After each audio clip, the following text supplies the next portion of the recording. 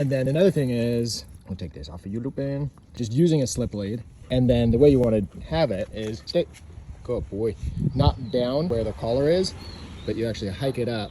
I'm doing this one-handed, this is a little hard. You hike it up so that it's high up on the neck, basically right behind the ears, like that. And it's not tight, but you just have it higher up like that. And then instead of more pulling back, which will pull it down, it's more up. If they go ahead of you, then you're just gonna pull up and back a little bit. And this spot, having it high up there and right behind the ears, just makes it a little more sensitive for them. They feel it more. It's gonna be uncomfortable if they pull hard on that. Whereas when you have a leash down low, then it's not putting pressure on them in a way that they don't like. So really it can just encourage pulling.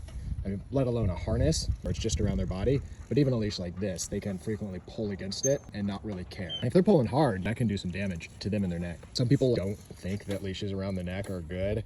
That's why they'll use harnesses, but if they're not pulling hard, then it's fine.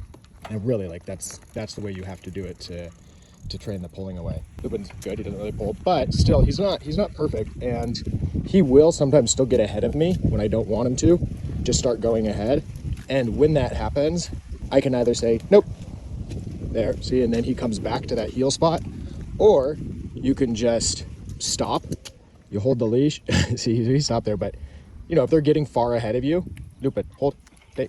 So, you know, if they're starting to get far ahead of you, like that far ahead, then, you know, I would just hold the leash and then just stop, and you're not going anymore. And then you can gently pull back on it, so there's that pressure, and then they'll come back to you, that spot. And part of this is teaching them where the correct spot is. Loop and heel. Good boy. If they don't know where the correct spot is, they'll come back to you, but they may not get in that right spot. But that's part of it too, is, you know, teaching them where the heel position is, so that when they feel that pressure, when they're ahead, then they come back to the right spot.